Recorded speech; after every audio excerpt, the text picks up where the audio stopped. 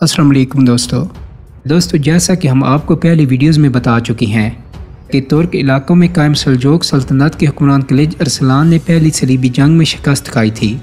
दूसरी सलीबी जंग के वक्त 1147 में वो तो ज़िंदा नहीं थे, लेकिन उनके बेटे मसूद अव्वल तो थे। तो अब वो बची खुची सल्जोक सल्तनत के हुक्मरान थे और वो बरसों से किसी मौका के मुंतज़िर थे कि सलीबियों से अपने वालिद की शिकस्त का इंतकाम ले सकें। तो जब उन्हें मालूम हुआ कि जर्मन सलीबी लश्कर बैतुल मक़दस की तरफ बढ़ रहा है तो उन्हें बदला लेने का मौका मिल गया। वो भागते घोड़ों से तीर फेंकने वाली लेजेंडरी फोर्स को लेकर अपने दारुल हुकूमत कोनिया से निकले। जर्मन लश्कर कुस्तुनतुनिया से रोमन कंट्रोल वाले शहर नेकिया पहुंचे और वहां से जोरेलियम। ये वही मकाम था जहां 50 बरस पहले सलीबियों ने खलीज अरसलान को एक फैसला कुन शिकस्त दी थी। तो इसी मकाम पर अक्टूबर में मसूद अव्वल ने जर्मन्स को कचौके लगाना शुरू कर दिया और बराह रास्त जंग के बजाय हिट एंड रन का सहारा लिया, यानी हमला करो और भाग जाओ। तुर्क घुड़सवार अचानक एक समत से नमूदार होते, दुश्मन पर तीरों की बारिश करते और फिर तंग पहाड़ी रास्तों में गायब हो जाते। जर्मन लश्कर में ज़्यादातर सिपाही पैदल थे और वो घुड़सवारों का ताक़ुब नहीं कर सकते थे। तो इसका नतीजा ये निकला कि 3 रोज़ के अंदर तुर्कों के भरपूर हमले ने जर्मन्स का पुरकस निकाल दिया। उनके पास खाने पीने का सामान भी ख़त्म हो चुका था, क्योंकि हर हमले में तुर्क कुछ सामान भी लूट कर ले जाते थे। गर्मी, भूख, प्यास और दुश्मन के मुसलसल हमलों से सलीबियों का आगे बढ़ना नामुमकिन हो गया। सो उन्होंने यरूशलेम की तरफ पेशकदमी रोक कर नेकिया शहर वापस जाने का फ़ैसला कर लिया। लेकिन जब वापसी का सफ़र शुरू हुआ तो तुर्क ताड़ गए कि दुश्मन घबरा गया है। सो उन्होंने अपने हमले और भी तेज़ कर दिए। इससे पहले वो हमलों के दौरान दुश्मन के अलग अलग दस्तों को निशाना बनाते थे, लेकिन अब इनके हौसले इस कदर बढ़ गए थे कि उन्होंने मरकज़ी फ़ौज को भी तीरों की बाढ़ पर रख लिया और जर्मन्स के बड़े बड़े सरदार हत्ता के बादशाह कोनराड III भी तीरों से घायल हो गए। बरवक्त इलाज से उनकी जान तो बच गई, लेकिन तुर्कों के हमले ना रोके जा सके और कई रोज़ तक सल्जोक तुर्कों के खौफनाक हमले झेलने के बाद आखिर ये तबाह लश्कर नेकिया पहुँच ही गया। शहर में दाखिले पर ही उन्हें सुख का सांस मिला, क्योंकि अब तुर्क हमला आवर अपने वतन की हदूद में वापस चले गए थे। सल्जोक हुक्मरान मसूद अव्वल ने अपने वालिद खलीज अरसलान की शिकस्त का हिसाब बराबर कर दिया था। इधर नेकिया में जो बचे खुचे जर्मन्स पहुंच पाए थे, इन पर शहर में एक और मुश्किल टूट पड़ी। शहर वालों ने इनकी ख़राब हालत देखकर मदद करने के बजाय उल्टा खाने पीने की चीज़ों के दाम ही बढ़ा दिए। ये हारा हुआ जर्मन लश्कर एक के बाद एक जज्बाती और जिस्मानी ज़ख्म सह रहा था कि उन्हें एक अच्छी खबर मिली। फ्रांसीसी बादशाह लुइस सेवन अपनी फ़ौज के साथ कुस्तुनतुनिया के रास्ते एशिया में दाखिल हो चुके थे और नेकिया की तरफ यानी उन्हीं की तरफ बढ़ रहे थे। इस इतला से कोनार्ड III और उनके लश्कर को कुछ हौसला हुआ, क्योंकि इससे पहले उनके बहुत से लश्करी मायूस होकर यूरोप वापस जा चुके थे। लेकिन फ्रांसीसी फ़ौज की आमद ने बची खुची फ़ौज का मोराल हाई कर दिया और वो फिर से यरूशलेम की तरफ सफ़र करने और दूसरी सलीबी जंग के अहदाफ हासिल करने के लिए पुरअज़म हो गए।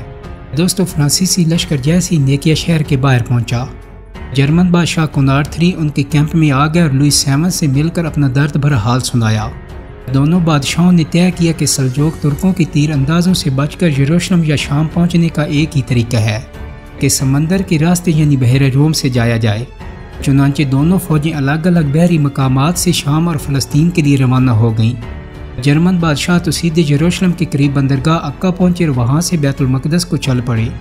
अलबत्ता फ्रांसीसी हुक्मरान अपनी फ़ौज के साथ अनाताकिया की बंदरगाह पर उतरे। यहाँ का हुक्मरान रेमेंट उनका रिश्तेदार था, क्योंकि रेमेंट की भतीजी फ्रांसीसी बादशाह लुइस की बीवी थी। तो यहाँ पहुँचकर जब लियोस ने रेमेंट से कहा कि वो एडेसा पर कब्जा करना चाहता है, तो रेमेंट ने इस प्लान की मुखालफत कर दी। उसने कहा कि पहले हमें नूरुद्दीन ज़ंगी के मरकज़ अलीपो पर हमला करना चाहिए और इसके बाद ही एडेसा या किसी भी दूसरे शहर पर कब्जा आसान होगा।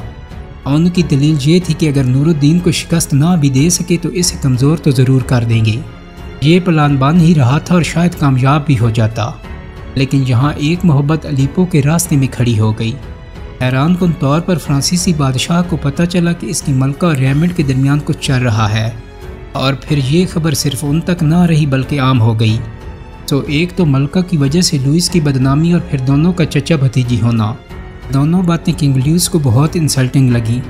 सो उन्होंने रेमेंट के साथ किसी भी मुहिम पर जाने से इनकार कर दिया और मलका को लेकर बैतुल मक़दस की तरफ चल निकले।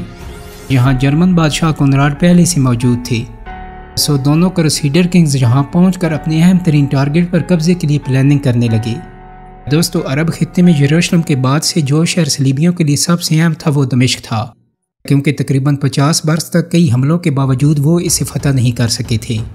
تو اب کروسیڈر کنگز نے اس شہر پر ایک فیصلہ کن حملے کی پلاننگ کی اور جولائی 1148 میں فرانس، جرمنی اور کنگڈم آف یروشلم کی جوائنٹ فورسز دمشق پر قبضے کے لیے روانہ ہوئیں۔ ادھر دمشق کی حاکم معین الدین، جو کہ نور الدین زنگی کے سسر بھی تھے، کسی طور پر بے خبر نہیں تھے۔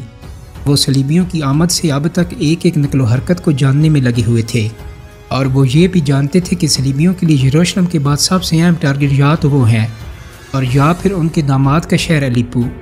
سو جیسے ہی انہیں پتہ چلا کہ صلیبی فورسز اب انہیں زیر کرنے آ رہے ہیں تو انہوں نے گھوڑے دوڑائے۔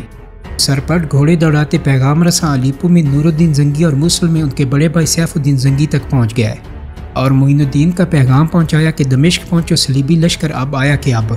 تو پیغامات ملتے ہی دونوں زنگی حکمران اپنی فوجوں کے ساتھ دمشق کو چل پڑے، لیکن ان کے آنے میں تو ابھی دیر تھی، لہٰذا اس وقت تک معین الدین کو تنہا ہی دشمن کا مقابلہ کرنا تھا۔ دوستو، دمشق کا دفاع بظاہر خاصا کمزور تھا۔ شہر کے گرد کوئی حفاظتی خندق نہیں تھی، پھر بیرونی دیوار بھی زیادہ بلند نہیں تھی، لیکن ان دونوں کے برعکس ایک اور بات تھی کہ جس نے شہر کو کافی محفوظ بنا دیا تھا۔ دراصل دمشق کے گرد پھلوں کے باغات میلوں تک پھیلے ہوئے تھے۔ یہ باغات جنگلوں کی طرح گھنے تھے اور ان کے درمیان گزرنے کے لیے محض چند تنگ راستے تھے، تو ان راستوں کے گرد درختوں اور اونچی جھاڑیوں میں چھپ کر حملہ آوروں کو بآسانی نشانہ بنایا جا سکتا تھا اور پہنچنے سے پہلے ہی مارا جا سکتا تھا۔ تو معین الدین نے ان درختوں اور جھاڑیوں میں اپنے تیر اندازوں کو پھیلا دیا۔ یہ تیر انداز بلند درختوں کی شاخوں پر مچانے بنا کر بیٹھ گئے۔ اس کے علاوہ تلواروں سے لیس سپاہی بھی جا بجا چھپا دیے گئے، اور عوام کا مورال بلند کرنے کے لیے معین الدین نے ایک نفسیاتی حربہ بھی آزمایا۔ کہتے ہیں کہ جب صلیبیوں نے بیت المقدس پر قبضہ کیا تھا تو مسجد اقصی میں قرآن مجید کا ایک نسخہ رکھا ہوا تھا، جو مبینہ طور پر تیسرے خلیفہ حضرت عثمان غنی کے دور کا مرتب کیا ہوا تھا۔ تو یہ نسخہ صلیبی قبضے کے بعد کچھ مسلمانوں نے بچا کر دمشق منتقل کر دیا تھا، اور اب یہی قرآنی نسخہ شہر کی مرکزی عموی مسجد میں رکھا تھا۔ تو معین الدین نے مسجد میں ہزاروں شہریوں کو جمع کیا اور پھر ان کے سامنے قرآن پاک کا یہ نادر و ناجاب صحیفہ رکھا۔ تو اسے دیکھ کر مسلمان جذباتی ہو گئے اور سروں پر راکھ ڈال کر رونے لگے کہ انہیں اب اس کی عزت رکھنا ہے اور بیت المقدس کی طرح اسے یہاں سے کہیں اور منتقل ہونے نہیں دینا۔ سو اب وہ اپنے شہر کے دفاع کے لیے ہر حد سے گزر جانے کو تیار ہو گئے، اور معین الدین بھی یہی چاہتے تھے۔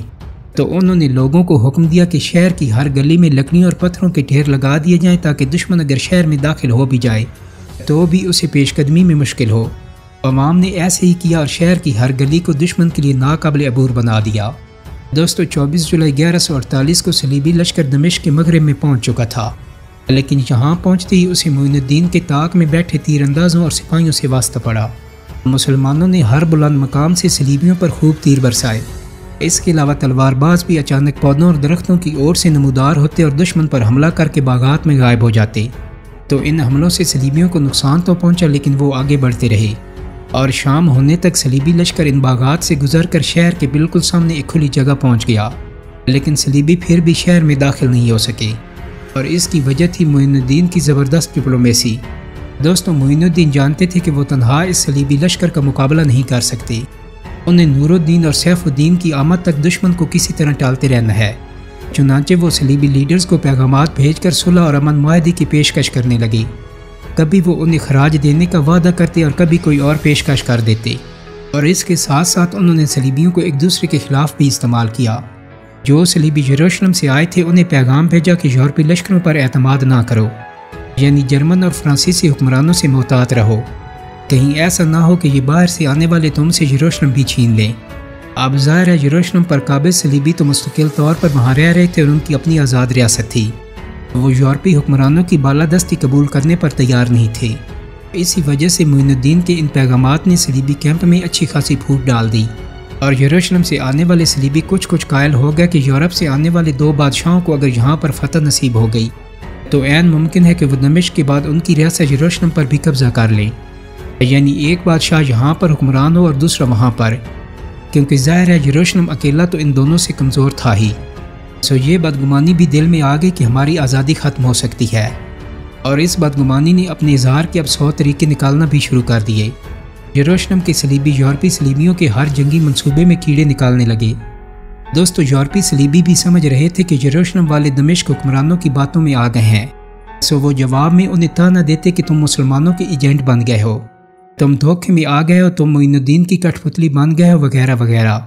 لیکن اب جو کچھ بھی صلیبی لشکر میں ہو رہا تھا اس کا فائدہ معین الدین کو ہو رہا تھا، کیونکہ 3 حکمرانوں کا صلیبی لشکر کافی دنوں تک دمشق پر کوئی مؤثر حملہ نہیں کر سکا تھا، اور اس دوران معین الدین کے ایجنٹ مسلسل یہ افواہیں بھی پھیلا رہے تھے کہ نور الدین اور سیف الدین بس اب پہنچے کہ اب وہ جیسے ہی پہنچے تمہاری خیر نہیں۔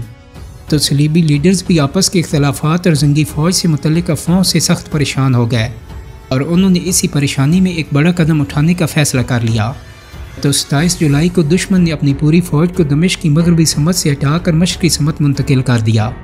صلیبیوں کو غالباً یہ معلومات ملی تھی کہ مشرق کی طرف شہر کا دفاع کمزور ہے، لیکن جہاں پہنچ کر ان کی مایوسی کی انتہا نہ رہی کہ جب انہوں نے دیکھا کہ اس طرف بھی شہر کا دفاع مغرب جیسے ہی مضبوط ہے، تو اب سخت لڑائی کے بغیر شہر پر قبضہ محال تھا اور اس میں کئی روز لگ سکتے تھے، اور اس وقت تک تو وہ ایک دوسرے سے اتنے بدگمان بھی ہو چکے تھے کہ طویل لڑائی کا رسک ہی نہیں لے سکتے تھے۔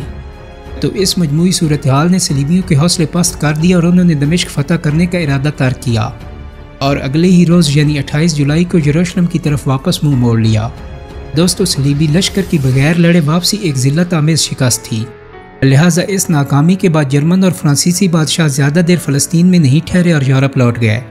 تینوں صلیبی لشکر نہ تو ادیسا کو فتح کر پائے تھے اور نہ ہی دمشق کو، اور نہ ہی وہ زنگی سلطنت کو کمزور کر سکی تھی۔ دوستو، امید کرتا ہوں کہ میری آج کی ویڈیو آپ کو پسند آئی ہوگی۔ اگر ویڈیو اچھی لگی ہے تو اس کو لائک اور شیئر کر دیں۔ میرے چینل کو سبسکرائب کرنے کے ساتھ ساتھ بیل آئیکن کو بھی کلک کر دیں تاکہ آپ کو میری آنے والی مزید ویڈیوز کے نوٹیفیکیشن ملتے رہیں۔ بہت جلد ہی ایک نئی ویڈیو کے ساتھ ملاقات ہوگی۔ اپنا بہت سارا خیال رکھیے گا۔ اللہ حافظ۔